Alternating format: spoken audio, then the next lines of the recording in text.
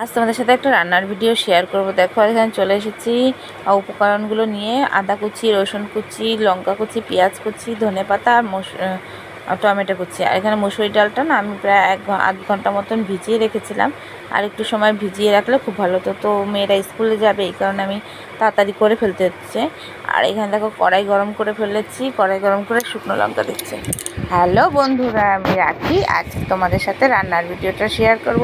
যদি ভিডিওটা তোমাদের ভালো লাগে অবশ্যই তোমরা লাইক কমেন্ট করে জানিও কেমন হয়েছে। এখানে দেখো তেল গরম হয়ে গেছে, আমি দিয়ে দেবো শুকনো লঙ্কার কালো জিরে, তারপরে লঙ্কা কুচিগুলোও দিয়ে দেবো, রসুন কুচি, আদা কুচি সবগুলো দিয়ে দেবো, দিয়ে একটু ভেজে নিয়ে তারপরে দেবো পেঁয়াজ কুচিটা।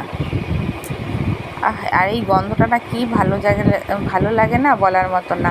মানে রসুন আর কালো জিরাটা যদি তেলের উপরে পড়ে, সেই গন্ধটা সত্যিই খুব ভালো লাগে। যাই, এখানে ভাজা ভাজা হয়ে গেছে। এবার আমি পেঁয়াজ দিয়ে দেবো। পেঁয়াজ দিয়ে ভালো করে ভেজে নেব।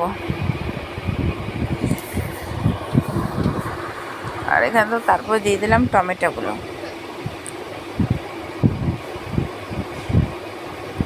এইভাবে একবার মুসুরি ডাল রান্না করে খেয়ে দেখো, অসাধারণ লাগবে। আর এটা তারপরে দিয়ে দিলাম হলুদ।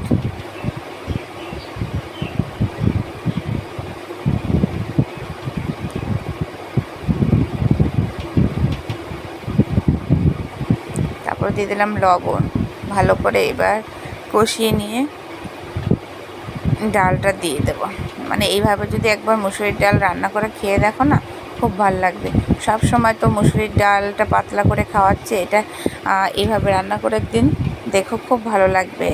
আর এই ডালটা না খুব ভালো লাগে, যেহেতু শুকনো শুকনো হয়, রুটির সাথেও বেশ ভালো লাগে। রুটি, পরোটা, ভাত যেটার সাথেই খাবে সেটার সাথেই ভালো লাগবে। দেখো এবার একটু আমি জলটুক শুকিয়ে নেব আর ভালো করে ভেজে নেব।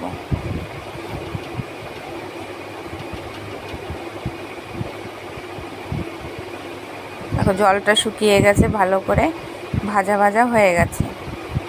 এবার আমি জল দিয়ে ফুটতে দেব।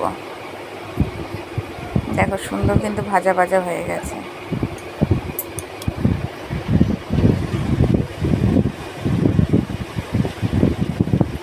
আমি একটু গরম জল করে দিয়ে দিলাম। আর এই দেখো জলটা দিয়ে ফুটতে দেবো, আর একটু জল দেবো, যেহেতু ডালটা একটু ফুটবে।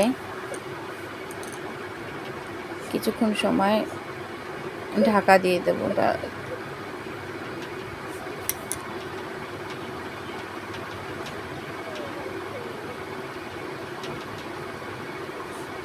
দেখো আমি ঢাকনাটা খুলে নিয়েছি, সুন্দর সিদ্ধ হয়ে এসেছে। তবে আরেকটু জলটা শুকাবে, তারপরে আমি নামাবো।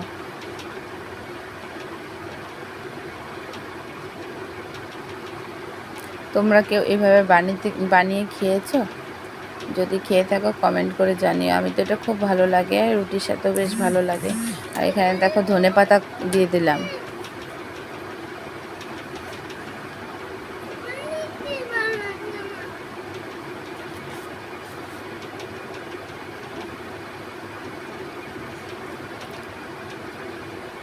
যে যেখান থেকে আমার ভিডিওটা দেখছো সবাইকে জানাই অসংখ্য ভালোবাসা।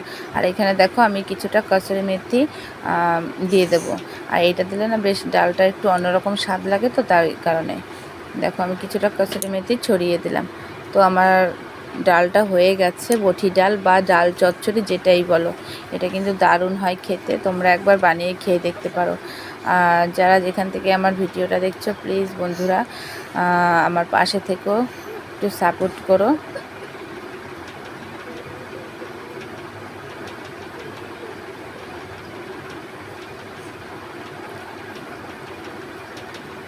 একটু মাখা মাখা থাকবে ডালটা, বেশ খেতে কিন্তু খুব স্বাদ লাগে।